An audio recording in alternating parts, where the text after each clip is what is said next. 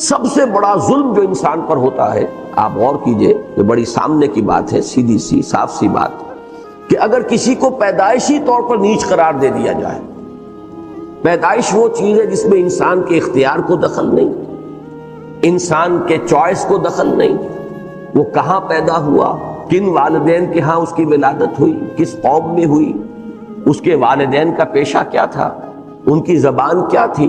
Video شروع کرنے سے پہلے ایک گزارش ہے، اگر آپ ہمارے چینل پر نئے ہیں تو سبسکرائب ضرور کریں اور ڈاکٹر اسرار احمد رحمت اللہ علیہ کے لیے سورہ فاتحہ پڑھ کر کامنٹ میں آمین لکھنا نہ بھولیں۔ شکریہ۔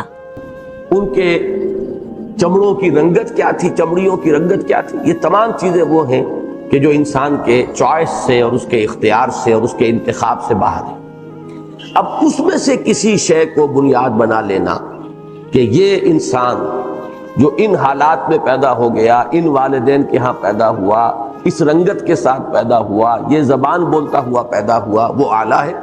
اس کے مقابلے میں دوسرا انسان جو کوئی مختلف قسم کی کیفیات کے اندر اس کی ولادت ہوئی ہے، وہ گھٹیا ہے، وہ ادنا ہے۔ یہ سب سے بڑا ظلم ہے، اس لیے کہ یہ چیزیں وہ ہیں، جیسا کہ میں نے عرض کیا، کہ نہ ابتداءً ان کو اختیار کرنے میں انسان کی کوئی آزادی ہے اس کے انتخاب کی، نہ ہی بعد میں وہ انہیں بدلنے پر قادر ہے۔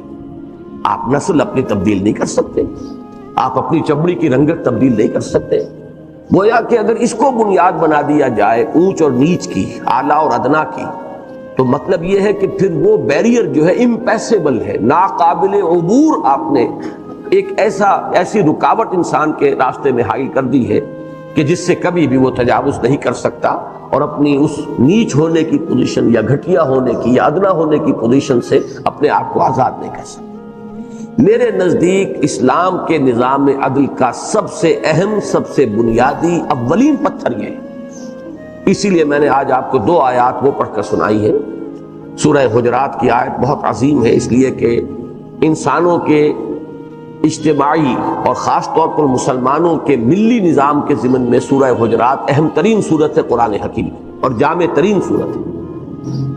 اس میں 5 دفعہ تو یا ایھا الذین آمنوا سے خطاب آیا ہے، 5 مرتبہ، حالانکہ کل 18 آیات پر مشتمل سورت ہے۔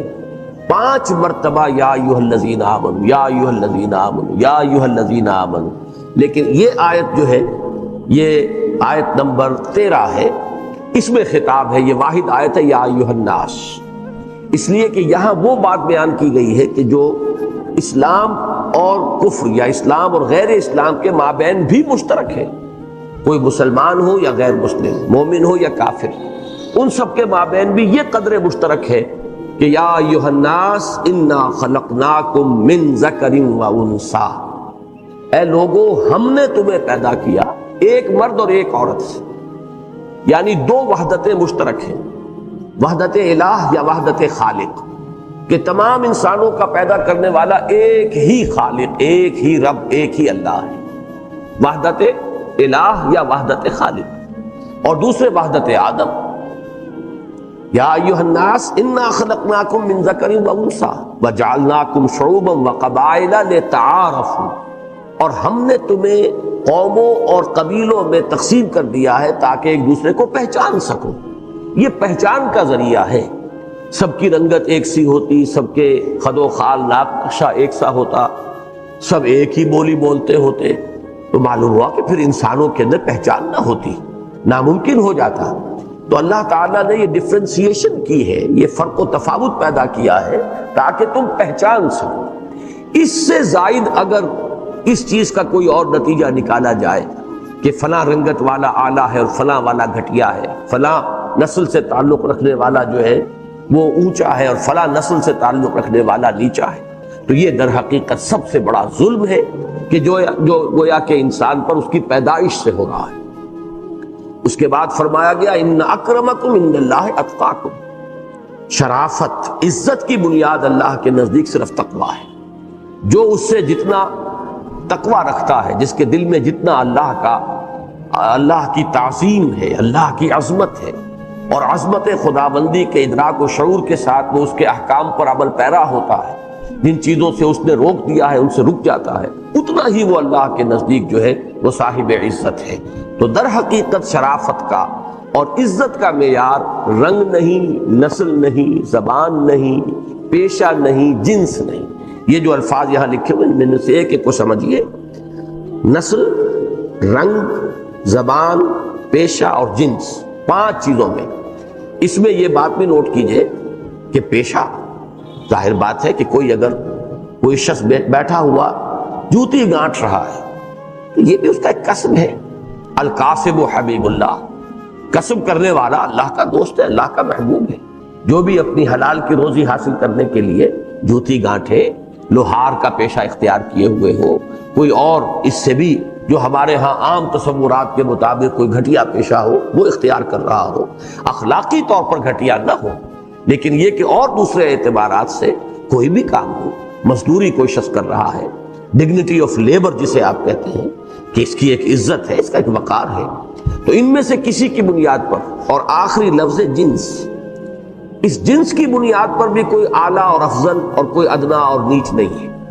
یعنی مرد اور عورت کے درمیان ایک انتظامی فرق و تفاوت ہے جو اللہ نے قائم کیا، لیکن یہ کہ شرافت انسانی جس شے کا نام ہے وہ قدر مشترک ہے مرد اور عورت کے مابین، اس لیے کہ ایک ہی نسل سے ہیں. میں یہ کہا کرتا ہوں کہ ایک ہی باپ کے نطفے سے بیٹا بھی ہے، بیٹی بھی ہے، ایک ہی ماں کے رحم سے ان کی پرورش ہوئی ہے اور ولادت ہوئی ہے. تو فرق و تفاوت کہاں سے آ جائے گا؟ اسی کو سورہ آل عمران میں فرمایا گیا بعضکم من بعض، نیکی کے بہت اعلیٰ جو بھی مدارج ہو سکتے ہیں ان کا ذکر کیا گیا کہ فالذین ہاجروا واخرجوا من دیارہم واوذوا فی سبیلی وقاتلوا وقتلوا.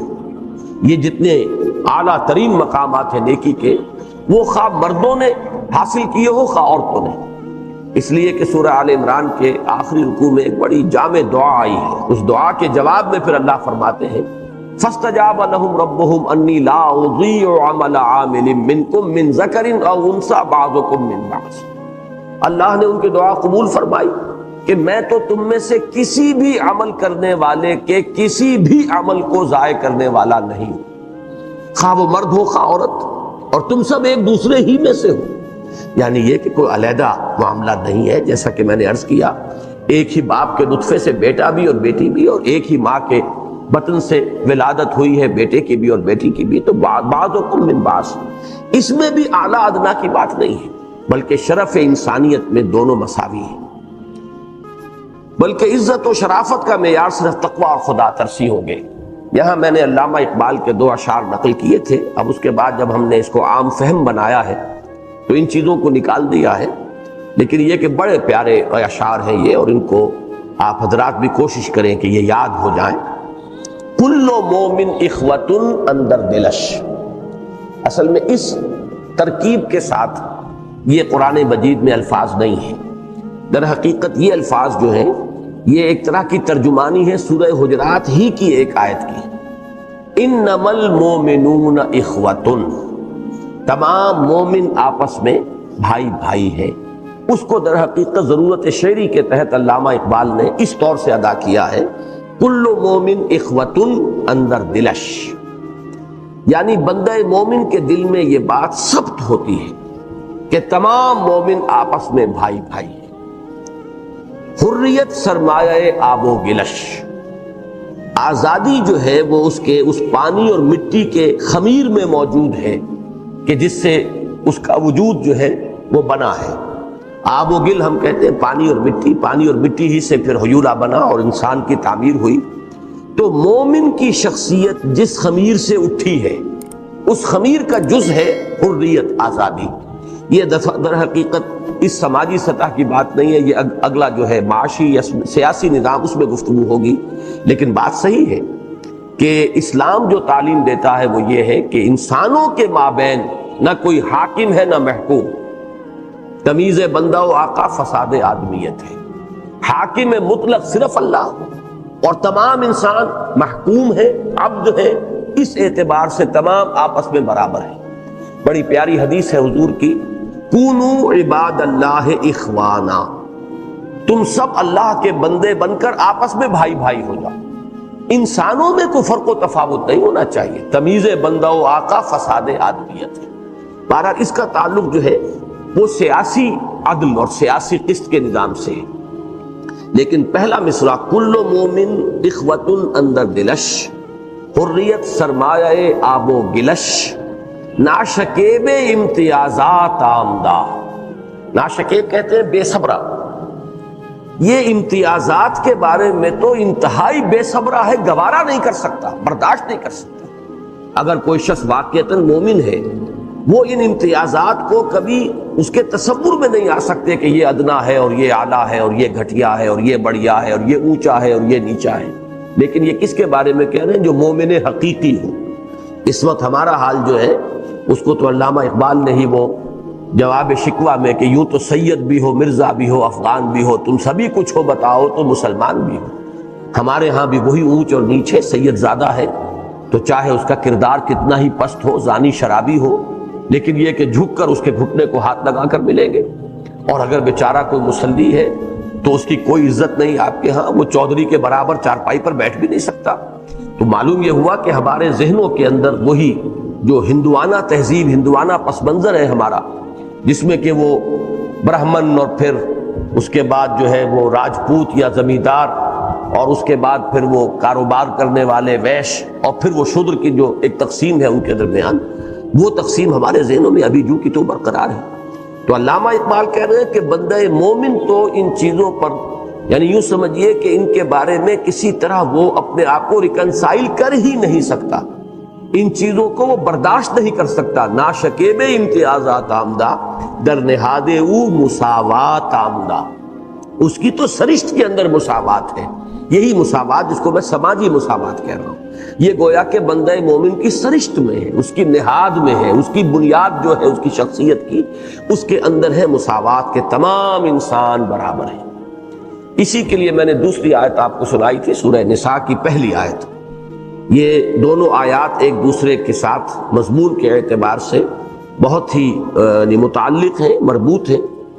یا ایھا الذین آمنوا اتقوا اللہ، یا ایھا الناس اتقوا ربکم، وہاں اس میں جو سب سے آخر میں فرمایا تھا ان اکرمکم عند اللہ اتقاکم، یہاں پہلی بات وہ کی گئی یا ایھا الناس، اے لوگو، اتقوا ربکم، تقوی اختیار کرو اپنے اس رب کا، الذی خلقکم من نفس واحدۃ وخلق منہا زوجہا، جس نے تمہیں ایک جان سے پیدا کیا، اسی سے اس کا جوڑا بنایا، وَبَثَّ مِنْهُمَا رِجَالًا كَثِيرًا وَنِسَاءً، اور ان دونوں سے کثیر تعداد میں مردوں اور عورتوں کو زمین میں پھیلا دیا، وَاتَّقُوا اللَّهَ الَّذِي تَسَأَلُونَ بِهِ وَالْأَرْحَامَ، اس اللہ کا تقوی اختیار کرو جس کا ایک دوسرے کو واسطہ دیتے ہو۔ کوئی سائل سوال کرتا ہے تو اللہ کے نام پر مانگتا ہے، اور بھی مختلف جو بھی ہمارے سماجی معاملات ہوتے ہیں، کہیں آپ کوئی درخواست کرتے ہیں کسی سے ذاتی سطح پر تو آپ اللہ کا واسطہ دیتے ہیں، تو جس کا واسطہ دیتے ہو اس کے احکام پر بھی تو عمل کرو، اس کا تقوی بھی تو اختیار کرو۔ وَاتَّقُوا اللَّهَ الَّذِي تَسَأَلُونَ بِهِ وَالْأَرْحَامَ، اور رحمی رشتوں کا لحاظ رکھو۔ یہ اسلام کے سماجی نظام کا ایک اہم نقطہ ہے کہ جو اللہ تعالیٰ نے جو علائق دنیاوی جو ہے پیدا کر دیے ہیں، ان میں دائرے ہیں، اور ان دائروں میں سے جو جتنا قریب ہے اتنا ہی زیادہ حقدار ہے آپ کے حسن سلوک کا۔ الاقرب فالاقرب، رحمی رشتے جو ہیں، یعنی والدین پر بہن بھائی اکٹھے ہو گئے، اس سے اوپر جائیے دادا دادی پر وہ چچا تائے کی اولاد ساری جمع ہو گئی، اور اوپر جائیے پردادا پر اور دائرہ وسیع ہو جائے گا۔ تو در حقیقت یہ ہوتے ہوتے آدم و حوا پر جا کر پوری نوع انسانی کا ایک دائرہ وجود میں آ جائے گا۔ ان دائروں میں ظاہر بات ہے کہ فطری تدریج یہ ہے الاقرب فالاقرب، اسی لیے بار بار قرآن مجید میں آتا ہے وَآتِ ذَا الْقُرْبَى حَقَّهُ، جو قرابت دار ہیں ان کا حق انہیں ادا کرو، جو جتنا زیادہ قریبی ہوگا اتنا ہی اس کا حق ہے۔ اب یہ ہے پہلا اصول اسلام کے نظام عدل اجتماعی کا، جو سماجی سطح پر جو جڑ اور بنیاد کی حیثیت رکھتا ہے۔ اس کے ضمن میں ایک بات اور نوٹ کر لیجئے تو ہم دوسری بات کی طرف بڑھیں گے، اور وہ یہ ہے کہ یہ بات بادنا تعامل نظر آ جائے گی کہ یہ مقصد کسی قانون سازی سے حاصل نہیں ہو سکتا۔ یہ تو ذہنیت جب تک تبدیل نہیں ہوگی آپ اس مقصد کو حاصل نہیں کر سکیں۔ امریکہ سے زیادہ کوئی کوشش نہیں ہو سکتی کالوں اور گوروں کے درمیان فرق اور امتیاز کو ختم کرنے کی۔ قانونی اعتبار سے انہوں نے آخری حد تک کوششیں کی، لیکن دل اور دلی احساسات کو تو قانون جو ہے وہ تبدیل نہیں کر سکتا۔ لہذا وہاں وہ اس معاملے میں ناکام ہے، وہی ان کے درمیان وہ فصل اور بعد جو ہے وہ موجود ہے۔ تو یہ جب تک کہ یقین نہ ہو ایک اللہ کی ذات پر کہ وہی خالق ہے تمام انسانوں کا، اور جب تک یقین نہ ہو اس بات پر کہ پوری نوع انسانی آدم اور حوا کی نسل سے، یعنی یہ وہ چیزیں ہیں کہ جو ہمیں وحی سے معلوم ہوئی ہیں، وہ چیزیں ہیں جو ہمیں قرآن سے معلوم ہوئی ہیں، تو جب تک وہ یقین ذہنوں کے اندر نہیں بیٹھے گا، یہ جو امتیازات ہیں ان کی جڑیں کاٹی نہیں جا سکیں گی۔ اس اعتبار سے سمجھ لینا چاہیے کہ صرف کوئی قانون یا کوئی آرڈیننس یا کوئی ایک حکم جو نافذ کر دیا جائے اس سے یہ مقاصد حاصل نہیں ہو سکتے، بلکہ اولاً ایک ایسا گروہ وجود میں لانا ہوگا کہ جس کی ذہنیت بدل گئی ہو، جس کی سوچ بدل گئی ہو، جس کا فکر تبدیل ہو گیا ہو، جس کی سوچ اور فکر کے اندر وہ چیزیں جو ہیں راسخ ہو چکی ہوں جو قرآن اور سنت کے ذریعے سے ہمیں ملتی ہیں۔ یہ صرف ایک نقطہ تھا جس کی طرف اشارہ کرنا تھا۔ اب نمبر 2، سماجی سطح پر سب سے اہم معاملہ اس مساوات انسانی کے بعد وہ ہے مرد اور عورت کے درمیان دائرہ کار، فرائض، ذمہ داریوں اور حقوق کی تقسیم کا ایک متوازن نظام جو اسلام نے قائم کیا ہے۔ چنانچہ اب جو الفاظ ہیں وہ پڑھیے۔ پردہ یعنی ستر و حجاب کے شرعی احکام کے نفاذ سے خواتین کی نسوانیت اور عزت و وقار کو کامل تحفظ حاصل ہوگا۔ اصل میں اس ایک جملے کے اندر دو چیزیں شامل ہیں کہ اسلام کے مقاصد میں سے یہ ہے کہ خواتین کو کامل تحفظ دیا جائے، ان کی نسوانیت، ان کی عزت اور وقار۔ یہاں میں چاہوں گا، اگرچہ غالباً یہاں وہ شعر درج نہیں کیا گیا ہے، ابلیس کی مجلس شورا میں علامہ اقبال نے ابلیس کا جو کنکلوڈنگ خطاب ہے، اختتامی خطاب، اس میں جو 4 اشعار ہیں میرے نزدیک وہ بہت ہی اہم ہیں، اور ہمیں ان مسائل پر گفتگو کرتے ہوئے انہیں اپنے ذہن میں ہمیشہ رکھنا چاہیے۔ ابلیس کہتا ہے، عصر حاضر کے تقاضاؤں سے ہے لیکن یہ خوف، ہو نہ جائے آشکارا شرع پیغمبر کہیں، کہ مجھے اندیشہ یہ ہے کہ زمانے کے کچھ تقاضے ابھر کر آ رہے ہیں، اور ان تقاضوں سے مجھے اندیشہ ہے کہ شرع پیغمبر نمایاں ہو جائے گی، واضح ہو جائے گی، لوگ مجبوراً اس کی طرف رجوع کریں گے، اس کی عظمت آشکارا ہو جائے گی۔ عصر حاضر کے تقاضاؤں سے ہے لیکن یہ خوف، ہو نہ جائے آشکارا شرع پیغمبر کہیں، الحذر آئین پیغمبر سے 100 بار الحذر، یعنی ابلیس ہے وہ تو ڈر رہا ہے، خائف ہے کہ اگر آئین پیغمبر دنیا کے سامنے آ گیا تو میرا کاروبار تو ٹھپ ہو جائے گا، میرے ہتھیار کند ہو جائیں گے، میرے پھر داؤ پیچ جو ہے وہ نوع انسانی کی ہلاکت و بربادی میں غیر مؤثر ہو جائیں گے۔ تو الحذر آئین پیغمبر سے 100 بار الحذر۔ اس کے بعد کا مصرع ہے جو سماجی نظام سے متعلق ہے، حافظ ناموس زن، مرد آزماں مرد آفرین۔ اسلام کے آئلی نظام کے لیے یہ ایک مصرع جو ہے انتہائی جامع ہے کہ اس میں جو مقاصد ہیں وہ عورت کی عصمت و عزت، اس کی نسوانیت اور وقار اور کا تحفظ، اور مرد پر بوجھ ڈالنا، مرد آزماں۔ اسلام کا نظام جو ہے وہ ایک چیلنج بنتا ہے مرد کے لیے، وہ تمام جو سماجی ذمہ داریاں ہیں اور کٹھن کاموں کا بوجھ جو ہے مرد پر ڈالتا ہے، مرد کو آزمانے والا، مرد کے لیے چیلنج بن کر سامنے آنے والا، مرد آفری اور مردانگی کے جوہر پیدا کرنے والا۔ اسلام کا سماجی نظام در حقیقت یہ ایک مصرع جو ہے میرے نزدیک اس کے 2 پہلوؤں کو بڑی ہی خوبصورتی کے ساتھ واضح کرتا ہے کہ عورت جو ہے اس کے لیے ایک تحفظ کی ضرورت ہے۔ اس لیے دیکھیے یہ باتیں ذرا اگرچہ کچھ تھوڑی سی اس میں اوریانی آ جائے گی، یہ بات اصول کے اعتبار سے سمجھ لیجئے کہ فطرت کا اصل مقصد کیا ہے؟ بقائے نسل، یہ پریزرویشن آف دی اسپیشیز جسے کہتے ہیں کہ نسل جاری رہے۔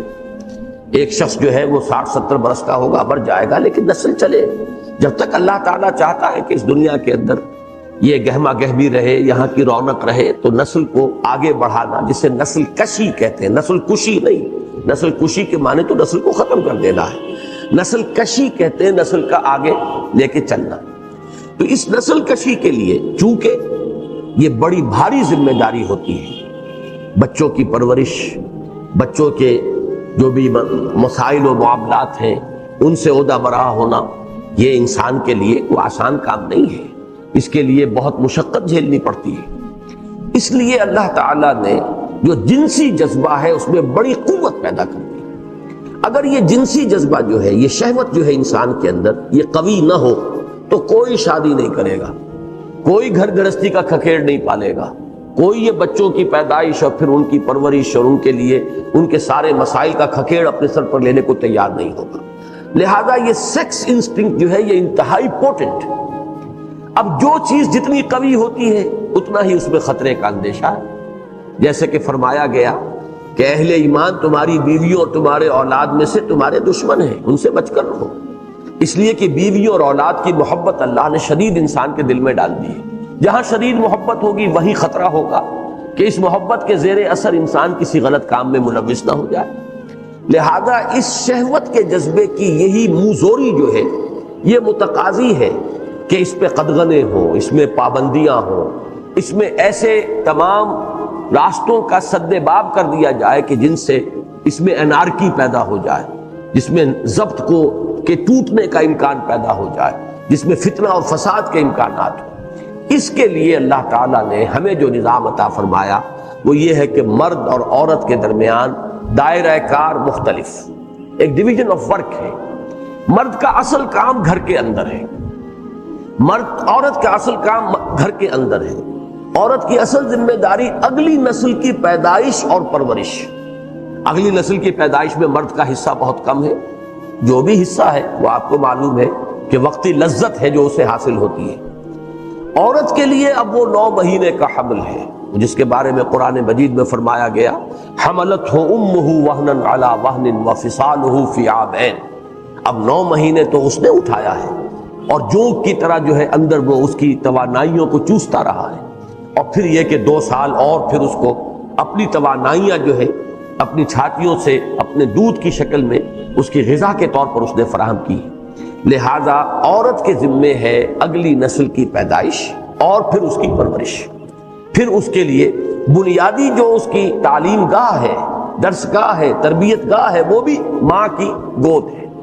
یہ ذمہ داریاں اتنی عظیم ہیں کہ اس کے لیے ضرورت ہے اس بات کی کہ عورت کو جو دوسری ذمہ داریاں ہیں دنیا کی، معاش کی ذمہ داری ہے، دفاع کی ذمہ داری ہے، جو کٹھن کام ہے معاشرے کے اور تمدن کے ان کی ذمہ داریاں ہیں، ان سے اسے اب یہ انصاف کا تقاضا ہوگا، عدل کا تقاضا ہوگا، یہ قسط کا تقاضا ہوگا کہ ان کا بوجھ اس پر نہ ڈالا جائے اور اسے ایک تحفظ عطا کیا جائے۔ گھر کی 4 دیواری کے اندر یہ گھر کی ملکہ بن کر رہے، یہ گھر کا چراغ بنے، شمع محفل نہ بنے، چراغ خانہ بنے۔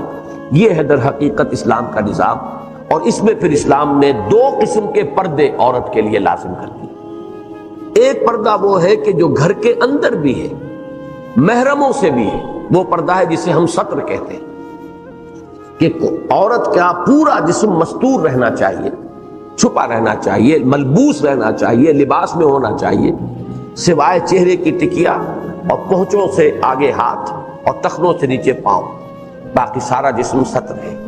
اس سے آگے جسم صرف کھل سکتا ہے یا شوہر کے لیے اور یا مریضہ ہے اگر تو طبیب کے لیے حسب ضرورت، لیکن اس کے سوا یہ جسم جو ہے ڈھکا رہنا چاہیے۔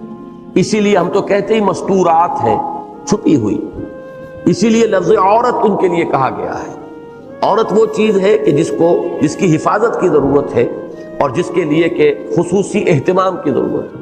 تو یہ بات نوٹ کر لیجئے کہ یہ ستر بھی در حقیقت ایک پردہ ہے، لیکن یہ پردہ گھر کے اندر کا پردہ ہے، اور یہ پردہ محرموں سے بھی ہوگا، یعنی ماں کے جسم کا بھی کوئی حصہ بیٹے کی نگاہ میں نہیں آنا چاہیے سوائے ان 3 حصوں کے، بہن کے جسم کا بھی کوئی حصہ بھائی کی نگاہ میں نہیں آنا چاہیے۔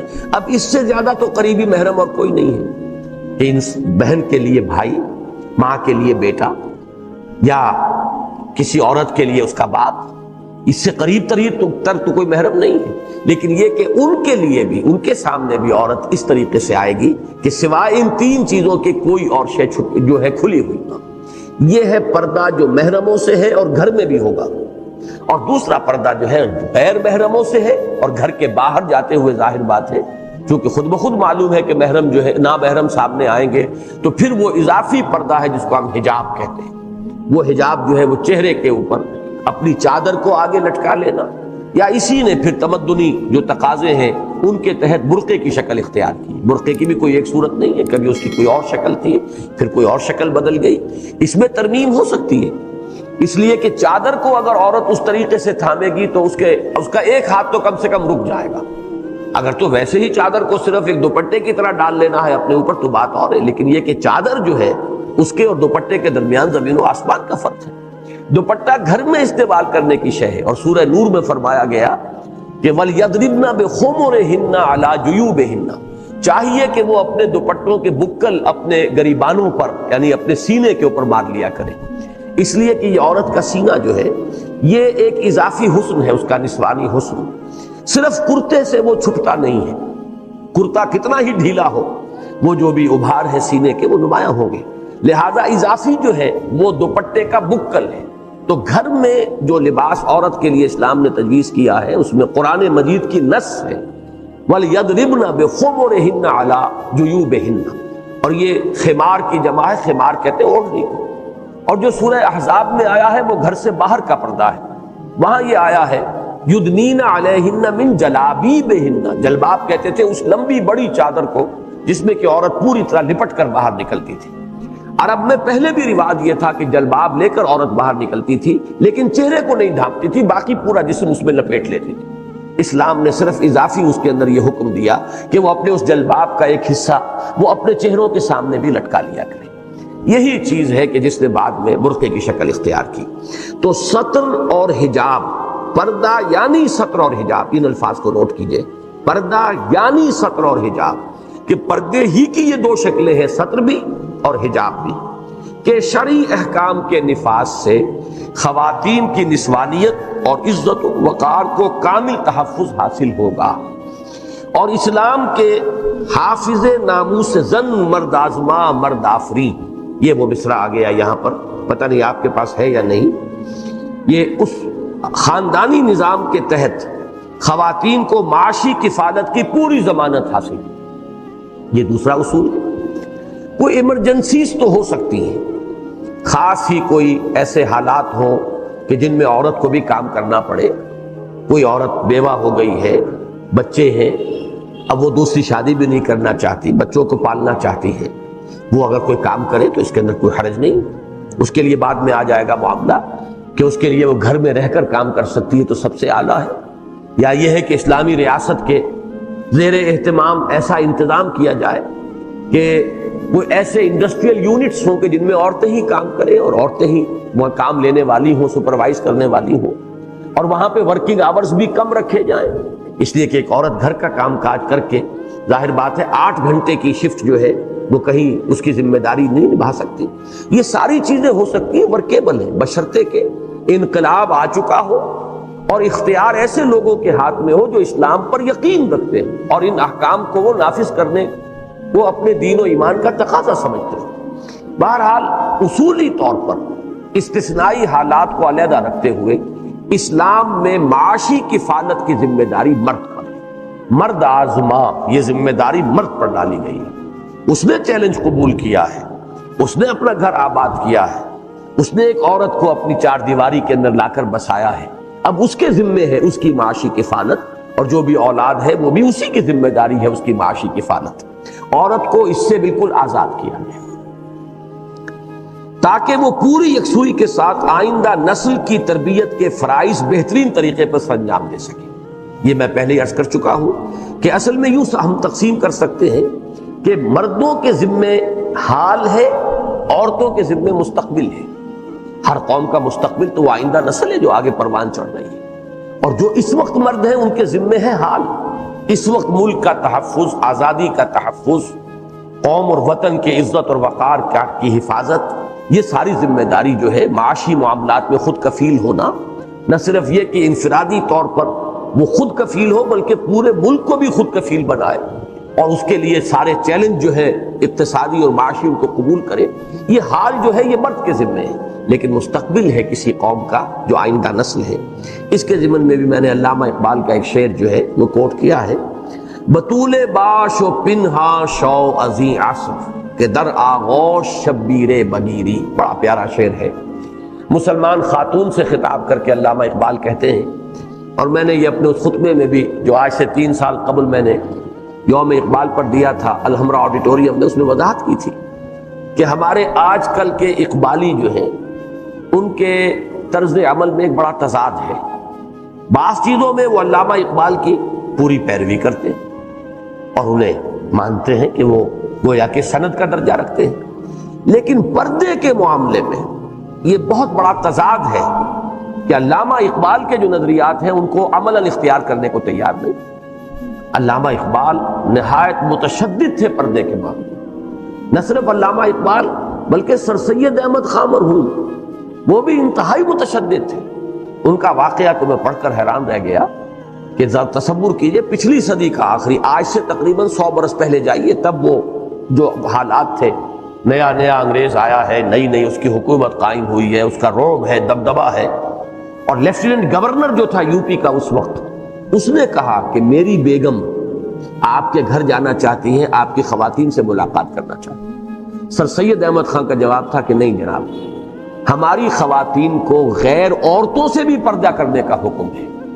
اور واقعہ یہ ہے کہ سورہ احزاب میں بھی اور سورہ نور میں بھی جہاں محرموں کی فہرست آئی ہے، وَنِسَائِهِمْ آیا ہے، وَنِسَائِهِنَّ، ان کی اپنی عورتیں جو غیر عورتیں ہیں، جن کے بارے میں کچھ پتہ نہیں، ان کا اخلاق کیا ہے، ان کے نظریات کیا ہیں، ان کے افکار کیا ہیں، ان کے اطوار کیا ہیں، ان سے بھی پردہ گویا کہ ہے، وہ بھی نامحرموں کے برابر ہو جائیں گے، غیر عورتیں۔ اور یہ بات سر سید احمد کو اللہ نے ہمت دی اس وقت کہ یو پی کے لیفٹیننٹ گورنر سے یہ کہہ رہا ہے ایک شخص کہ آپ کی بیگم جو ہے وہ میرے گھر نہیں جا سکتی، اس لیے کہ ہماری خواتین کو تو غیر خواتین سے بھی پردہ کرنے کا حکم۔ لیکن افسوس یہ ہے کہ ہمارے ہاں کے جو بھی جدیدیت گزیدہ کہنا چاہیے، یعنی جنہیں اس جدید تہذیب نے ڈس لیا ہے، جیسے سانپ مار گزیدہ کہتے ہیں آپ، جسے کہ سانپ نے ڈس لیا ہو، تو جدید تہذیب سے جو گزیدہ ہیں، ڈسے ہوئے ہیں، وہ سر سید احمد خان کو اگرچہ اپنا امام مانتے ہیں، علامہ اقبال کو اپنا امام مانتے ہیں، لیکن اس معاملے میں ان کی پیروی کرنے کو تیار نہیں۔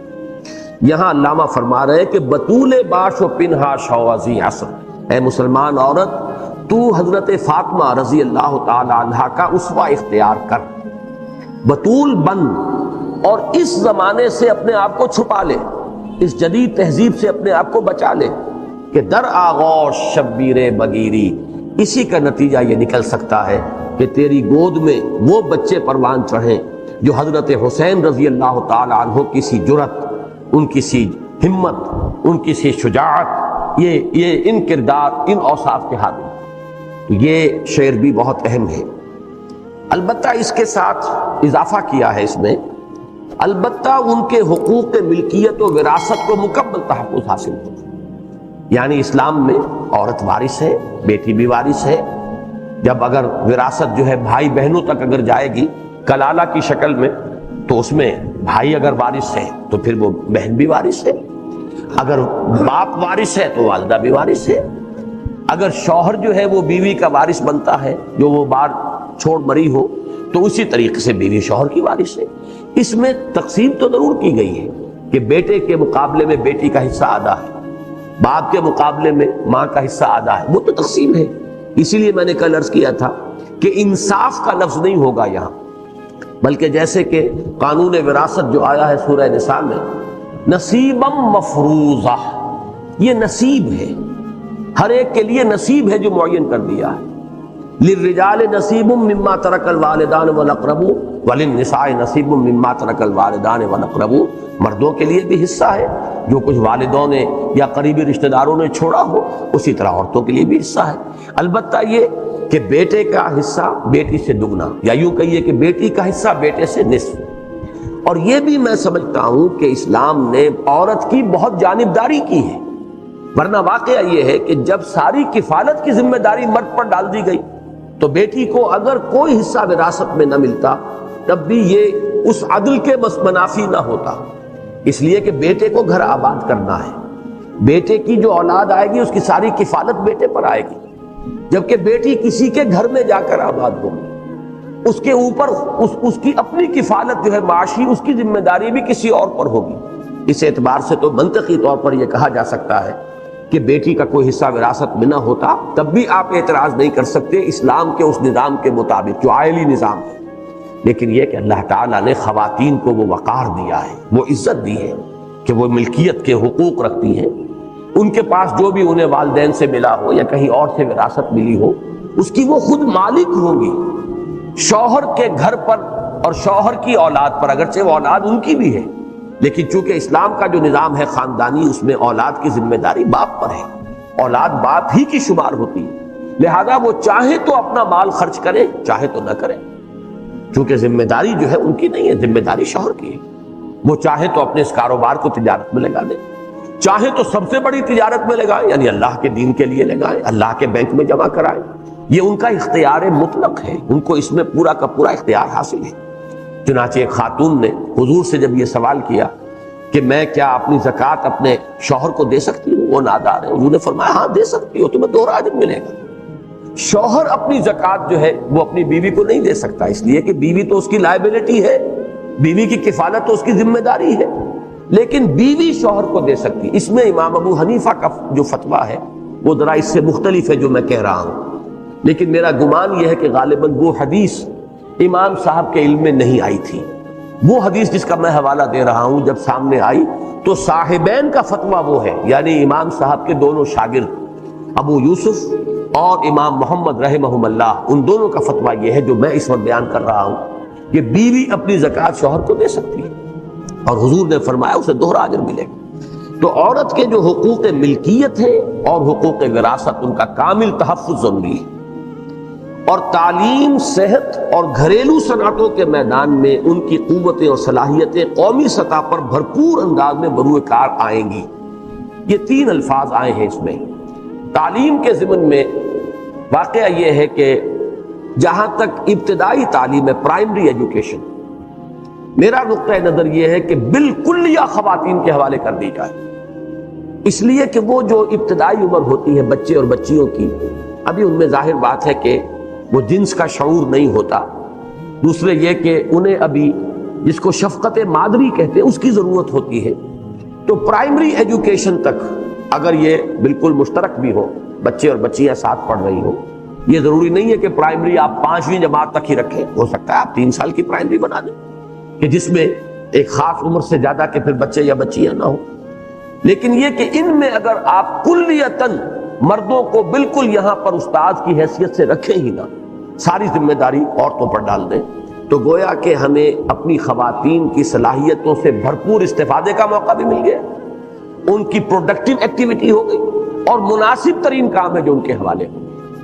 اس سے آگے خواتین کا اپنا نظام ہو، اگر ہائی اسکول ہے، کالج ہے، یہاں تک کہ یونیورسٹی کا ذکر جو ہمارے ہاں سال ہر سال سے چلا آ رہا ہے، لیکن وہ سیاسی محاذ آرائی کے نظر ہو گیا ہے، اب بھی اس کا نام لیا جا رہا ہے، تو وہ در حقیقت ایک سیاسی محاذ آرائی ہی کا شاخسانہ ہے۔ اللہ کرے کہ کسی بھی طریقے سے ہو، وجود میں آ جائے۔ اس میں یہ ہے کہ خواتین کے اسکول ہوں، کالج ہوں، یونیورسٹی ہو، پڑھنے والی بھی خواتین ہو، پڑھانے والی بھی خواتین ہو، تو کوئی حرج نہیں۔ اس میں اسلامی اگر حکومت ہوگی تو وہ یہ بھی دیکھے گی کہ کن چیزوں کی تعلیم عورت کو اپنی جو اس کی فطری اور طبعی ضروریات ہیں اور جو اس کے فرائض ہیں تمدن کے، ان کے اعتبار سے زیادہ ضروری ہے۔ مثلا یہ کہ دین کی تعلیم تو ظاہر بات ہے اسلامی نظام میں ایک حد تک ہر مرد اور ہر عورت کے لیے لازمی ہو، جو بنیادی معلومات ہیں ضروری، وہ تو طلب العلم فریضۃ علی کل مسلم و مسلمۃ۔ باقی اس سے آگے کی تعلیم میں خواتین کو وہ مضامین پڑھائے جانے چاہیے کہ جو اگلی نسل کی تربیت کے لیے، نفسیات ہیں، ادبیات ہیں، اعلیٰ جذبات ان میں پیدا ہوں، ان کی نفسیاتی اعتبار سے صحیح تربیت کی جا سکے۔ گھریلو جس کو آپ آج کل کہتے ہیں ہوم اکنامکس، گھریلو معاملات ہیں، ان پر زیادہ زور دیا جائے، لیکن اس کے ساتھ مثلاً طب جو ہے، میڈیکل ایجوکیشن، اس کی اتنی ہی اہمیت ہوگی، تاکہ ہمارے ہاں ایسے ہسپتال ہوں کہ جن میں خواتین کا علاج ہو تو خواتین ہی وہاں پہ نرسز ہوں، خواتین ہی ڈاکٹر ہوں، خواتین ہی سرجن ہوں۔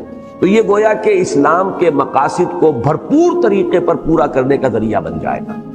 اس لیے یہاں پر تعلیم، صحت اور گھریلو صنعتوں، یہ بڑی اہم ایک بات ہو سکتی ہے ہمارے نظام معیشت کے اعتبار سے، چونکہ کہا یہ جاتا ہے کہ اس وقت پوری دنیا کے اندر بڑی زبردست کشمکش ہے معاش کے میدان میں، اقتصادیات ہی کے اندر قومی سطحوں کے اوپر مقابلہ ہو رہا ہے۔ کیسے ممکن ہے کہ ہم قومی سطح پر، بین الاقوامی سطح پر دوسری اقوام عالم کے ساتھ مقابلہ کر سکیں اگر ہم اپنی نصف آبادی کو بالکل علیحدہ اب نکال کر رکھ دیں اور انڈسٹریل جو پروڈکشن ہے، صنعتی جو پیداوار ہے، اس میں ان کا کوئی حصہ نہ رہے؟ تو میں اس بات کو بھی تسلیم کرتے ہوئے عرض کرتا ہوں کہ گھریلو صنعتیں، کاٹیج انڈسٹری، یہ دنیا کے بعض بڑے بڑے ممالک کے اندر اس کا رواج ہے۔ جنگ کے زمانے میں تو اس کا بہت ہی رواج ہو گیا تھا، دوسری جنگ عظیم کے دوران، اب بھی اس کا اہتمام ہو سکتا ہے۔ اسی طریقے سے جیسا کہ پہلے میں نے عرض کیا کہ انڈسٹریل یونٹس علیحدہ ہو جن میں خواتین کام کریں، اس میں 4 گھنٹے کی شفٹ ہو اور خواتین سپروائز کر رہی ہوں، تو اسلام کہیں رکاوٹ نہیں ڈالے گا۔ صرف سیگریگیشن درکار ہے، علیحدہ رہیں، یہ آگ اور پانی کا میل نہ ہو، مردوں اور عورت کا دائرہ کار علیحدہ رہے۔ صرف اس مقصد کو سامنے رکھتے ہوئے جو بھی عملی تدابیر اختیار کی جائیں ان میں کوئی حرج نہیں ہے۔ اب آئیے تیسری چیز، اسلامی حدود اور تعزیرات کے نفاذ سے بد امنی کا مکمل خاتمہ ہو جائے گا، اور قتل، چوری اور ڈاکے کے علاوہ زنا اور تہمت زنا کی بھی بےختنی ہو جائے گی۔ سماجی سطح پر چونکہ ہم گفتگو کر رہے ہیں کہ یہ خوف اور یہ بد امنی جو خاص طور پر کراچی کی فضا میں، حیدرآباد کی فضا میں، پورے سندھ کی فضا میں، پہلے وہ صرف ڈاکوؤں کے حوالے سے تھی، اور اب تو آپ کو معلوم ہے کہ جو ایتھنک اور لنگوسٹک، نسلی اور لسانی جو قومیتوں کا ٹکراؤ ہے، اس کی وجہ سے بہت ہی زبردست خوف اور ہراس کی فضا اور غیر یقینی کی کیفیت کے پتہ نہیں اگلے لمحے کیا ہو جانا ہے۔ بہرحال ان تمام چیزوں کا اگر استیصال ہو سکتا ہے کلیتاً، تو وہ اسلامی حدود اور تعزیرات۔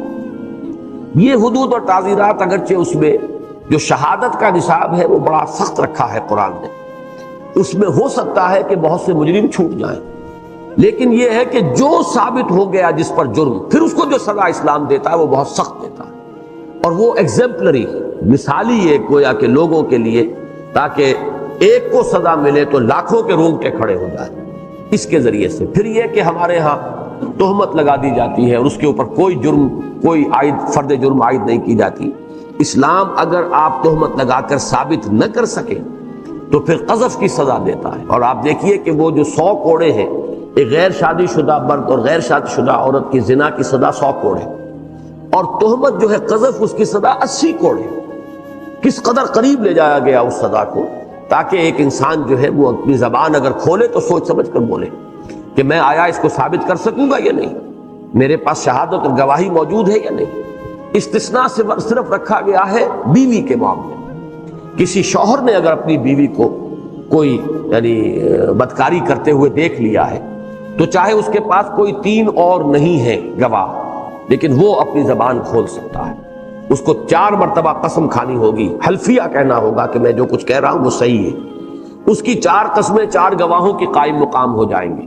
5ویں مرتبہ وہ کہے گا کہ اگر میں جھوٹ بول رہا ہوں، جھوٹا الزام لگا رہا ہوں، تو مجھ پر اللہ کی لعنت۔ اب اگر اس کے مقابلے میں بیوی خاموش رہ گئی تو گویا کہ جرم ثابت ہو گیا، لیکن بیوی کو بھی حق ہے کہ وہ 4 مرتبہ یہ کہے کہ یہ میرا شوہر جھوٹ بول رہا ہے، جھوٹا الزام لگا رہا ہے، اور 5ویں مرتبہ کہے کہ اللہ کی لعنت مجھ پر ہو اگر یہ سچا ہے اور میں جھوٹ بول رہی ہوں۔ تو پھر یہ ہے کہ اگر وہ یہ قسم اسی طریقے سے کھا لے گی تو پھر وہ سزا نہیں ہوگی، لیکن یہ ہے کہ شوہر کے اوپر پھر بھی قذف کی حد عائد نہیں کی جائے گی۔ یہ معاملہ رکھا گیا ہے شوہر اور بیوی کا، اس لیے کہ ظاہر بات ہے کہ شوہر نے اگر بیوی کو دیکھ لیا ہو تو اب وہ اسے اپنے گھر میں رکھنے کے لیے کسی طور سے تیار نہیں ہوگا۔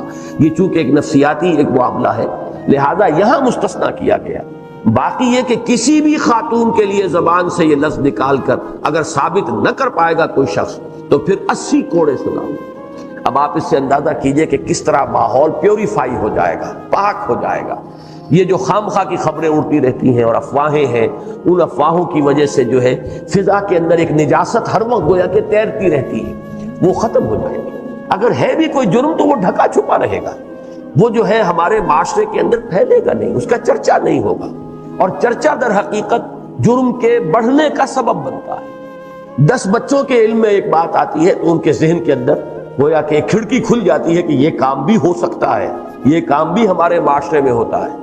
تو اس چرچے کو کم سے کم کرنے کے لیے قذف کی سب کی حد جو ہے اسلام نے جاری کی ہے۔ تو یہ چوری ہو، قتل ہو، ڈاکہ ہو، زنا ہو اور پھر تہمت زنا ہو، اس کے لیے جو حدود اور جو تعزیرات اسلام نے دی ہیں اگر ان کا نفاذ ہو تو حضور صلی اللہ علیہ وسلم نے تو ایک حد کے بارے میں بھی فرمایا ہے، اقامت حد من حدود اللہ، اللہ کی حدود میں سے ایک حد کا قائم ہو جانا بھی کسی معاشرے میں اتنی خیر و برکت لے آئے گا، اس سے زیادہ خیر من مطر 40 لیلہ، کہ 40 دن رات اگر کہیں بارش ہوتی رہے تو جو اس سے پھر ہریاول پیدا ہوگی اور جو برکات ظاہر ہوں گی۔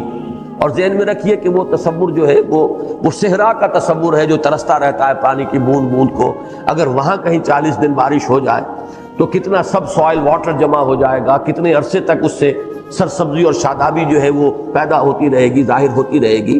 حضور نے فرمایا 40 دن رات کی بارش سے کہیں زیادہ برکات اللہ تعالیٰ کی حدود میں سے ایک حد کے قائم کیے جانے سے وجود میں آتی ہے۔ چوتھی چیز پر آئیے، سماجی برائیوں جیسے رشوت، بیجا اسراف، نمود و نمائش پر دولت کا ضیاع اور شادی بیاہ کی ہندوانہ رسومات کا استیصال ہو جائے گا۔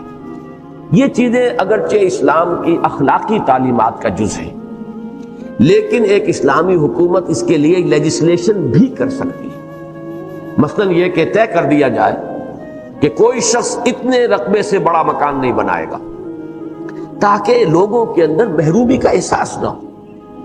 اسی طریقے سے شادی بیاہ کی رسومات پر قدغنیں لگائی جا سکتی، جیسے مختلف مواقع پر ہمارے ہاں کوشش کی گئی لیکن وہ ناکام رہی، اس لیے کہ بڑے لوگوں نے وہ کام کیے تو کوئی پکڑ نہیں ہوئی، اور چھوٹے لوگوں نے کام کیے تو انہیں پکڑ لیا گیا، ان کے 2-4 دیگیں جو تھی وہ بھی اٹھا کر لے گئے، لیکن جہاں سینکڑوں دیگیں پکتی تھی وہاں کوئی پوچھنے والا نہیں تھا۔ وہی معاملہ جو حضور نے فرمایا تھا کہ تم سے پہلے قومیں اسی لیے برباد ہوئی جب فاطمہ نامی ایک خاتون تھی بنو مخزوم کی، انہوں نے چوری کر لی۔ اب وہ ظاہر بات ہے کہ ہاتھ کاٹا جانا تھا، تو اب لوگوں نے کہا یہ تو بڑے اونچے خاندان کی خاتون ہے، ناک کٹ جائے گی اس پورے خاندان کی۔ تو حضرت انس ابن مالک کو غالباً انہوں نے ایک سفارشی بنا کر، چونکہ حضور کے خادم خاص تھے، تو ان سے کہلوایا کہ حضور کچھ درمیان سائنس کا علم نہیں، دین کا علم۔ آج تو ساری قدر و قیمت جو ہے جس کے لیے دوڑتے ہیں لاکھوں روپے کی فیسیں دے کر، جو MBA ہو رہے ہیں، یہ جو ہے اکاؤنٹنسی کا پاس کر رہے ہیں، CA کر لیا ہے، یہ کوئی اور جو ہے فزکس میں کیمسٹری میں اور ڈاکٹریٹ کر لی ہے، ڈاکٹر بننے تو کیا کہیں، اس لیے کہ بڑی چیز جو پاکستان سے ایکسپورٹ ہوتی ہے وہ ڈاکٹر ہیں۔ اس اتنے بڑے پیمانے پر جو کالج کھلے ہوئے 3 لاکھ روپے ایک سال کی فیس، 5 لاکھ روپے ایک سال کی فیس، یہ کیوں لیتے ہیں اور کیوں لوگ دیتے ہیں؟ کہ موقع مل جاتا ہے MBBS کر کے۔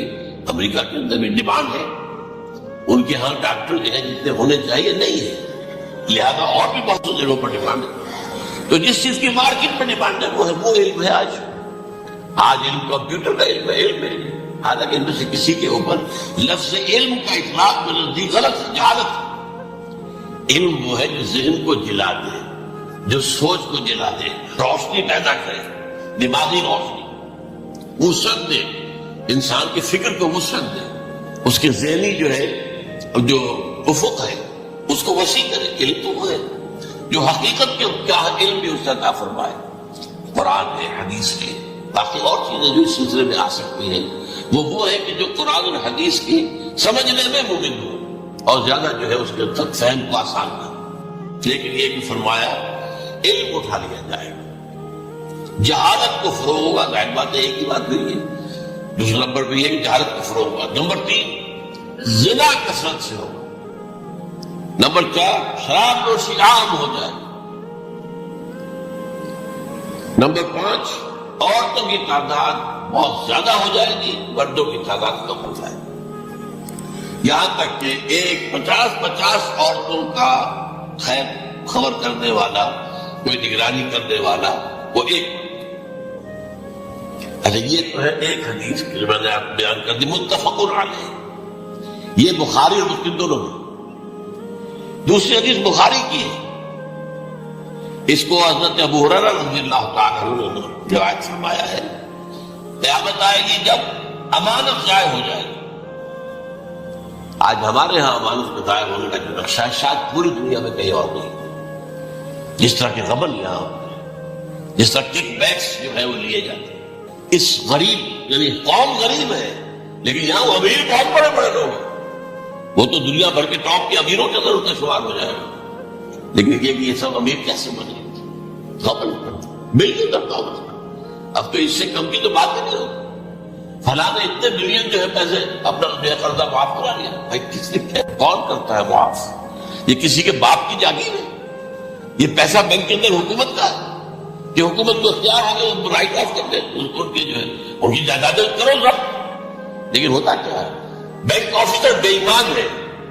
وہ کہتا ہے 1 کروڑ کا قرضہ لے جاؤ 10 لاکھ مجھے دے جاؤ, چاہے تم میرے پاس کوئی ڈاکومنٹ جو ہے ایسے نہیں دے سکتے. حالانکہ ہونا چاہیے اتنا بڑا قرضہ لے رہے ہو تو ڈاکومنٹس یہاں پر ہمارے سامنے لاؤ کہ اگر تم نہ دے سکو تو ہم ان ڈاکومنٹس کے ذریعے سے تمہاری جائیداد, تمہاری کوئی جاگیر, تمہاری کوئی اور چیز کو قبضہ کریں. جب وہ مقتدر دیکھتے تو یہ ڈاکومنٹس ہی پھینکے. اللہ نہ خرچ کیا کرے گا کوئی؟ بینک کا باپ بھی واپس نہیں لے سکتا. اور یہ سب کس کی بے ایمانی ہے؟ وہ جو بیٹھا ہوا بینک مینیجر, سارا قضا اس کے پاس آ جاتا کہ 1 کروڑ ہے نا 10 لاکھ مجھے جو 90 تو لے جاؤ. باقی یہ کہ ٹھیک ہے میں تمہارے جو ڈاکومنٹس تم پیش کرے تو کوئی اعتراض نہیں کرتا بس جاؤ. اور نمبر 2, حکومت نااہلوں کے سپرد ہو جائے. یہ ہے امام بخاری کی روایت کردہ روایت جو حضرت ابو ہریرہ سے. مسلم شریف نے ابو ہریرہ رضی اللہ تعالیٰ عنہ سے ایک اور روایت ہے, مال عام ہو جائے گا یہاں تک کہ زکوٰۃ قبول کرنے والا کوئی نہ ہوگا. یہ بات وہ ہے جو آج سعودی عرب اور یو اے ای کے اندر آپ کثرت سے دیکھ سکتے. دولت جو ہے وہ ریل پیل. ابھی تھوڑا سا آیا ہے معاملہ خاص طور پر دبئی میں, جو کہ وہاں بہت زیادہ کنسٹرکشن ہو رہی تھی. تو پوری دنیا میں آپ کو معلوم ہے کہ جو ریئل اسٹیٹ کہلاتا ہے اس کا حال بہت پتلا ہے, لیکن وہاں پہ دولت تو ریل پیل ہے جگہ. آپ نے فرمایا کہ جب لونڈی اپنی مالکہ کو جنے گی اور تم دیکھو گے کہ ننگے بدن ننگے پیر بھوکے ننگے بھیڑوں اور بکریوں کو چلانے والے اونچی سے اونچی عمارتیں بنانے میں ایک دوسرے کا مقابلہ کریں. اذا تلد الامۃ ربتھا, کیا بات ہے؟ یہ خاص الفاظ کیوں کہے گئے؟ اولاد والدین کے سامنے دب کر رہتی تھی, کبھی سینہ تان کے بات کرتے تھے. ٹھیک ہے بات آپ مان نہیں سکتے, ابا جان یہ بات تو میں نہیں کر سکتا. یہ فرض کیجئے کہ وہ آپ کو کسی نیکی سے روک رہے ہیں, کہ دینی کام سے روک رہے ہیں, ابا جان یہ تو میں نہیں کروں گا, یہ تو دین کا فرض ہے. یہ کہیں آپ اور ڈٹ کر کہیں اور جمیں اس پر, لیکن یہ کہ کچھ سرکشی کا انداز میں. ایسا نہ ہو کہ اپنے جناب سینے کو تان کر کے کھڑے ہو جائے, میں نہیں کروں گا, یہ نہیں, یہ غلط ہے. اچھا اولاد میں بیٹی جو ہوتی تھی وہ زیادہ سبارڈینیٹ, سبمسیو, بات ماننے والی, کہیں بھی سر اونچا نہ کرنے والی. اور آخری دور میں کیا ہوگا, بیٹیوں سے مائیں ڈریں گی, انہیں ٹوک نہیں سکتی کسی بات پر, پتہ نہیں کیا بک دے گی, کیا بکواس کرے. یہ تو ہمارے یہاں ہو گیا ہے. بات کیا ہے تو آپ یہ بھی نہیں پوچھ سکتے. آپ کی 13 برس کی لڑکی آئی ہے رات کو 1 بجے, نہیں پوچھ سکتے کہاں رہی, یہ رات کہاں گزاری, پوچھ نہیں سکتے. یہ پوچھنا بھی ضرور ہے. اپنے چھوٹے بچے کو آپ نے چپڑ مار دیا, تہذیب ہے, سکھانا ہے, غلط کام کیا ہے, اس کی سرزنش ہو رہی, فوراً وہ اگر ایک فون کر دے گا پولیس آئے گی, بچے کو لے جائے گی, اسے لا کر کہیں اور جو ہے ڈپاؤٹ کرے گی اور آپ پر مقدمہ چلے گا, آپ کو اس کی سزا سمجھتی ہے. ظاہر بات ہے کہ پھر وہاں سرکشی کا کیا عالم ہوگا. پھر اولاد کہاں سے جھکائے گی, کس درجے میں جھکائے گی, اس کی تربیت عثمانی ہوئی نہیں. تو انترد الامۃ ربتھا, گویا کہ بیٹی کے نزدیک ماں جو ہے وہ ایسی ہو جائے گی جیسے لونڈی. گویا کہ لونڈی نے ایک اپنی مالکہ کو جنم دیا ہے, بیٹی مالکہ بن جائے گی اور ماں جو ہے لونڈی. اور دولت کی ریل پیل کے عمر تھا دکان, یہ جو بھوکے ننگے اور مفلس, کیا حال تھا. 100 برس پہلے انہیں کھانے کو کچھ نہیں ملتا تھا. یہ مشرقی ساحل پر تھی, یہ سوائے یہ کہ مچھلیاں پکڑ لی, اللہ نہ خیر اللہ وہ کھا لی, یا کہیں وہ ان کو بیچ دیا, کو بنڈی لگ گئی, بنڈی لگ جاتی تھی وہ, اور کیا تھا. اور مغربی ساحل پہ کیا ہوتا تھا, ساری ان کی معیشت حج کے گرد گھومتی تھی. حاجی آئے ہیں, خریداریاں کر رہے ہیں, اب آپ کو معلوم پوری دنیا سے مال پہلے بھی پہنچتا تھا وہاں. آپ کو آپ کو جو ہے ہر ملک کے ہر کونے کا پھل وہاں مل جائے گا آج. اور وہاں پر یہ ہے سب سے بڑی بدوؤں کے لیے سب سے بڑی بات کیا تھی؟ قربانی کا گوشت. اسے وہ سکھاتے تھے, سخت چمڑے کر کے کھاتے تھے. یہ ان کا حال تھا. آج جا کر دیکھیے نئے شہر بن رہے ہیں, امریکنز کو کانٹریکٹ دیے جا رہے ہیں بالکل ماڈرن شہر بنا دو. ایک ایبسلیوٹلی ماڈرن شہر جو ہے وہ جو مشرقی ساحل کے اوپر جو پہلے سے آرام کو سٹی ہے, امریکن سٹی ہو, اس کے اندر کوئی سعودی بھی داخل نہیں ہو سکتا سوائے جس کے پاس اس سٹی کی طرف سے لائسنس نہ ہو. اور اس کی چار دیواری کے اندر, چار دیواری کیا فصیل کے اندر کہیے, جو چاہو کرو, کوئی تم پر پابندی نہیں. ننگے نہاؤ, تالاب ہے نہا رہے, ننگے عورتیں ننگے مرتے نہا رہے, کوئی کچھ نہیں. اب اسی قسم کا ایک سٹی آباد ہونا جا رہا ہے مغربی ساحل پر, جدہ اور یمبو کے درمیان. اور اس میں اصل میں جتنی بھی دولت ہے جو پیٹرول کی ہے وہ وہیں پر رکھ لی جاتی ہے امریکہ کے اندر, تاکہ امریکہ جو ہے ایسے ایسے پروجیکٹ بنا کر جب تمہیں دے گا تو اس میں پیسے دے گا, وہ نہیں ملتی ان کو واپس. یہ تو ایک میں نے آپ سے ذکر بھی کیا تھا, دی کنفیشن آف این اکنامک ہٹ مین. وہ کنفیشن کی بات جو ہے اگر آپ میں سے کسی کو دلچسپی ہو تو اسے پڑھیں کہ کس طریقے سے 1973 کے اوائل امبارگو کے بعد جو شاہ فیصل شہید کے زمانے میں ہوا تھا, پھر جس طریقے سے امریکہ نے ان تمام ممالک کو جکڑ لیا ہے, اس کا پورا جو پروسیس کیا تھا وہ سامنے آتا ہے. پر اس کے بعد آتا ہے علامات کبریٰ, بڑی علامتیں جو کہ بالکل خرق عادت کے انداز میں, جن کا معاملہ جو ہے وہ آپ کے ناپ تول میں نہیں آ سکتا. آپ کی کیمسٹری فزکس ان کا جو ہے وہ نہیں کر سکتی, ادراک ہوگا یہ قیامت کی. ان میں نمبر 1 کیا ہے, بہت بڑا دھواں ہے پوری دنیا کو رکھے دیں.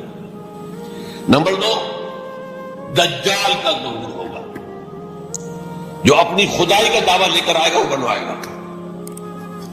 اس کے ہاتھ میں ہو جائیں گے, قبضے میں ہو جائیں گے سارے ذرائع پیداوار. اس کی طرف بھی پہلا قدم اٹھ چکا ہو, ٹرپس کے نام سے معاہدہ ہو چکا ہے. کوئی ملک اپنا بیج پیدا نہیں کر سکتا.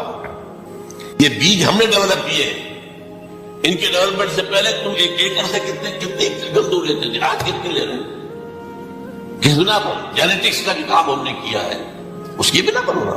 ہاں تو ہمارا حق ہے, اس کی رائلٹی ہمارے پاس آنی چاہیے.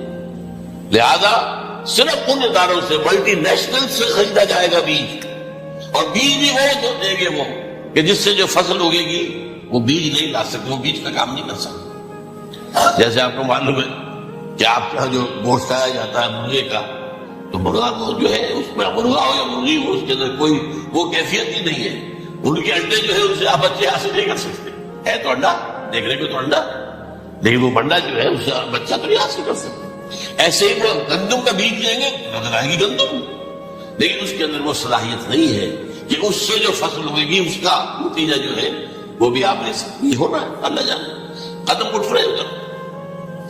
پھر یہ ہے کہ دابۃ الارض, زمین سے ایک حیوان نمودار ہوگا, زمین شق ہوگی. ابھی میں کہہ رہا خرق عادت ہے, یہ چیزیں وہ نہیں ہیں جو ہماری کسی حساب کتاب میں جو باتیں پہلے آئی ہیں ان کے حساب کتاب میں آ رہی ہیں, ساری سمجھ میں آ رہی ہیں, ساری چیزیں مشاہدہ ان کا ہو رہا ہے. لیکن یہ ہے کہ دابۃ الارض, یہ کہتے ہیں کہ کوہ صفا اس میں تو نہیں ہے حدیث میں, کوہ صفا پھٹے گا اور اس میں سے حیوان دابہ وہ ظاہر ہوگا. اسی لیے فرمایا ہے وَإِذَا وَقَعَ الْقَوْلُ عَلَيْهِمْ أَخْرَجْنَا لَهُمْ دَابَّةً مِّنَ الْأَرْضِ تُكَلِّمُهُمْ. تو ہم اندر سے پیٹ کے چیر کر زمین کے پیٹ کو ایک حیوان کو مرامت کریں گے جو انسانوں سے بات کرے گا, تو کرے گا. نمبر 4 طلوع الشمس من المغرب, یہ بھی خرق عادت. سورج تو طلوع ہوتا ہے مشرق سے, غروب ہوتا ہے مغرب میں, لیکن اس وقت معاملہ الٹا ہوتا ہے. یعنی جو کائنات کے اندر جو گڑبڑ ہوگی تو سمجھ میں بات آتی ہے کہ یہ معاملہ جو ہے یہ تو اس پورے سولر سسٹم کو اگر بدل دیتے ہیں تو مشرق مغرب ہو جانا, مغرب مشرق ہو جانا, سمجھ میں آنے والی بات ہے. اس کے بعد ہے عیسیٰ ابن مریم کا نزول, جس کے بارے میں آج ہم نے گفتگو کی ہے تفصیل سے.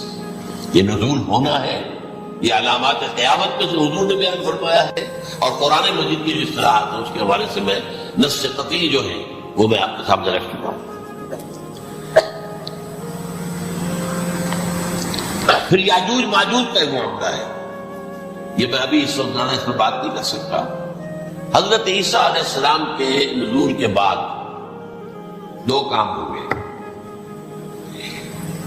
یہودیوں کا قلع قمع ختم تمام دنوں، ایک ہم تو یہ ہو، اور نمبر دو عیسائیت کا ختم ہو جانا۔ عیسائیت کی نفی کر دے گا، بھائی تم مجھے خدا کا بیٹا بنائے بیٹھے ہو، میں تم خدا کا بیٹا نہیں ہوا، تو اس کا بندہ ہوگا سو، میں نے تم سے کب کہا تھا کہ مجھے خدا کا بیٹا بناؤ۔ نمبر دو یہ کہ وہ خنزیر کو قتل کر دیں گے، یعنی یہ تم نے خنزیر کب سے کھانے شروع کر دیے؟ میں تو تم کو نکاح اجازت دے کر گیا تھا، یہ تو شریعت موسوی میں حرام تھا، اور میں کہہ کر گیا تھا کہ یہی شریعت تم پر لاگو رہے گی۔ تم نے کیسے آج بھی بہت سے رومن کیتھولکس جو ہے وہ سور نہیں کھاتے، وہ اس میں ہے ان کے اندر کچھ نہ کچھ بات جو ہے جو حضرت عیسیٰ کی تعلیمات کا کچھ اثر ان کے ہاں ہے۔ اس کے بعد یہ ہے کہ یاجوج ماجوج اصل میں بتا رہا تھا آپ کو کہ جب عیسائیت بھی ختم ہو گئی، یہود ویسے ختم ہو گئے، استیصال ہو گیا، جڑ کٹ گئی، اب عیسائیت گویا کہ اسلام میں ضم ہو گئی، عیسائیت میں مذہب ختم، یہودی خود ختم۔ اب یہ طاقت کتنی ہو جائے گی؟ تقریباً 2/3 دنیا بھی اب عیسائی 2 ارب کے قریب ہے، 1 ارب 90 لاکھ ہو گئے، 90 کروڑ ہو گیا، مسلمان بھی 1 کروڑ 50-60 لاکھ، دونوں کو جوڑ لیجیے کتنے ہو گئے؟ 6 ارب کل آبادی۔ لیکن اس کے بعد آتا ہے یاجوج ماجوج کا خروج۔ یہ یاجوج ماجوج میرے نزدیک چائنا اور رشیا، ان کی مجموعی طاقت اتنی ہوگی، اور یہ اس طرح آئیں گے ہر اونچائی پر سے اترتے ہوئے، پھسلتے ہوئے، جیسے 1962 میں جب وار ہوئی تھی بٹوین چائنا اینڈ انڈیا 1962 میں، تو وہ اس وقت شب جو آج بھی اخبارات میں پڑھتا تھا تو یاد، waves after waves of Chinese soldiers were coming down the slopes of Himalayas۔ یہ تو وہ ہے جن کے تعداد کا کوئی حساب نہیں، اور رشیا اور یہ بھیتر جو ہے، میرا اندازہ یہ ہے کہ جب پہلے ملحمۃ العظمیٰ ہوگی وہ عیسائیوں اور مسلمانوں کے درمیان، اس وقت یہ دونوں پاورز نیوٹرل رہیں گی، لیکن غالباً یہ بات طے کر لیں گی کہ ویپنز آف ورلڈ جو ہے ماس ڈسٹرکشن یہ استعمال مت کرو، اگر یہ ویپنز آف ماس ڈسٹرکشن استعمال کرو گے تو ہم میدان میں آئیں گے۔ اس میں وہ جنگ جب ہو چکے گی، پھر حضرت عیسیٰ کو فتح حاصل ہو جائے گی، اور پھر یہ کہ یہودیت ختم ہو جائے گی، عیسائیت بطور مذہب ختم ہو کر اسلام میں ضم ہو جائے گا، پھر وہ 40 برس کا عہد حکومت سے حضرت عیسیٰ علیہ السلام۔ لیکن جب یہ فتح ہو جائے گی پر اب یاجوج ماجوج آئیں گے، اور اتنی تعداد میں آئیں گے کہ معاہدہ تبریہ جو ہے اس کا سارا پانی پی جائے گا۔ یہ تو اگر آپ کو کوئی اندازہ ہو یا کوئی آپ جانے ان لوگوں کو جو ان چینیوں سے واقف ہیں، وہ کہتے ہیں زمین پر ہلتی ہوئی کوئی چیزوں سے وہ تھوڑی تھوڑا کھا جائے گا۔ جہاں وہ جاتے ہیں ایز اے لیبرر، وہاں کے جو سارے کتے ہیں ختم، ساری بلیاں ختم، ہر شے وہ جو صاف کھاتے ہیں ہر چیز ختم، اور یہ تمام ایسٹرن کنٹریز میں ہوتا ہے، بڑی ڈیلیشس ڈشز ہے یہ انسان وغیرہ، اور یہ جس طرح کھا جائے پانی پیے قطرہ نہیں رہے گا اس پر، تو پھر جو ہے اللہ تعالیٰ اس وقت جو ہے اس میں ایک ایسی بیماری پیدا کرے گا، یہ سب بن جائے گی معجزہ ہو، یعنی ان کے اوپر فتح جو ہے وہ عام رائے کے ذریعے سے نہیں ہوگی، بلکہ اس کے اوپر فتح جو ہوگی وہ اللہ تعالیٰ سے بوجھے، ایک بیماری پیدا ہوگی سب بن جائے گا، اور اس کے بعد اللہ تعالیٰ ایسے پرندے بھیجے گا بڑی لمبی لمبی گردنوں والے، وہ ان سب کو کھا جائے گے، جیسے ہمارے مگید ہوتے ہیں وہ ان کو صاف کر دیں گے۔ ورنہ تو یہ ہے کہ پوری دنیا کے اندر جو بدبو اور جو پیدا ہوتا معاملہ اس سے، تو اس نوع انسانی کی بقا ممکن تھی۔ ان کے خاتمے کے بعد پھر یہ ہوگا کہ حکومت اسلامی جو ہے پوری دنیا میں حضرت مسیح علیہ السلام کی 45 برس وہ رہیں گے، اسی میں وہ کہالت بھی آ جائے گا، وہ فلماد و کہالت جو میں نے شروع میں بیان کیا، اسی میں پھر یہ ہے کہ وہ شادی بھی کریں گے، ان کی اولاد بھی ہوگی، اور پھر ان کا انتقال ہوگا تو حضرت حضور صلی اللہ علیہ وسلم کے حجرے میں وہیں پر جہاں حضور اور ابو بکر اور عمر رضی اللہ تعالیٰ عنہ دفن ہے وہیں پہ ان کو دفن کیا جائے، اور قیامت میں حضور فرماتے ہیں کہ میں اور یہ تینوں ساتھ۔ تو یہ ہے حالات و واقعات۔ بہرحال اس میں یہ ہے کہ یہ نوٹ کر لیجئے کہ جہاں تک ہمارے ہاں آج کل کا معاملہ ہے، میرے نزدیک میں یہ کہنے پر مجبور، جو رفع و نزول مسیح کو نہیں مانتا وہ کم سے کم منکر حدیث ہے، میں اس سے کم کا فتویٰ نہیں دے سکتا۔ اب یہ ہے کہ جو لوگ مہدی کو نہیں مانتے ان کا معاملہ میں مختلف سمجھتا ہوں، چند منٹ لے رہا ہوں آپ کے، اس لیے کہ ان کی حدیثیں صحیح ہیں میں نہیں ہے، بخاری مسلم میں نہیں ہے، اور یہ کہ بہرحال ان کا معاملہ جو ہے وہ ایسا نہیں ہے حضرت عیسیٰ کا۔ حضرت عیسیٰ کے آنے کا جو کچھ ہوگا وہ تو میں نے آپ کے سامنے بیان کر دیا، لیکن یہ ہے کہ حضرت مہدی ہمارے نزدیک ان جو خرط عادت کوئی ہے ہی نہیں، جیسے ہر صدی کے مجدد ہوتے ہیں آخری صدی کے مجدد وہ ہوں گے، اور میرے نزدیک یہی آخری صدی ہے، اور اسی میں حضرت مہدی کا ظہور ہو جائے۔ سعودی عرب میں کوئی خانہ جنگی ہوگی کسی بادشاہ کے انتقال میں، اور پھر اس وقت یہ ظاہر ہوں گے، اس وقت ملک کے حالات کو سنبھالنے کے لیے لوگ ان کو زبردستی نکالیں گے، چھپے ہوئے ہوں گے ایک گھر میں۔ یہ حضرت ام سلمہ رضی اللہ تعالی عنہ کی روایت ہے کہ ایک بادشاہ کے انتقال پر یہ خانہ جنگی ہو جائے اور ایک شخص مدینے سے بھاگ کر مکے میں چھپ جائے۔ یہ تو ہے ان کے الفاظ، میں توجیہ کر رہا ہوں، یہ لوگ ان کی طرف دیکھ رہے ہوں گے کہ یہ جو وقت آیا ہے فتنے کا ہماری قوم پر، ہمارے ملک پر، تو ان کی شخصیت ایسی ہے کہ یہ بیچ میں آئے، صلح صفائی کرائیں، اور وہ جو ہے اس ذمہ داری سے بچ کر بھاگیں گے اور جا کر مکے میں چھپ جائیں گے، پھر لوگ انہیں تلاش کر کے نکالیں گے اور زبردستی ان کے ہاتھ پر بیٹھ کریں گے، ورنہ وہ اتنے بڑے منصب کو۔ اور پھر یہ بھی ہے ایک حدیث میں آتا ہے یصلحوا فی لیلۃ واحدہ، ایک رات میں ان کی مکمل اصلاح کر دے گا، یعنی اگر کوئی تھوڑا بہت نقص اور عیب ہوا بھی، کوئی کمی کوتاہی ہوئی بھی، تو اللہ تعالیٰ ایک رات میں اصلاح کروا دے۔ لیکن ہمارے نزدیک اس طرح کوئی خرق عادت ہے ہی نہیں، البتہ جو کہتے ہیں اہل تشیع وہ خرق عادت۔ اگر آپ کو ہماری ویڈیو اچھی لگی ہو تو ہمارے چینل کو سبسکرائب ضرور کریں۔ ڈاکٹر اسرار احمد رحمت اللہ علیہ کی وفات کے لیے سورہ فاتحہ پڑھ کر کامنٹ میں آمین لکھیں۔ شکریہ۔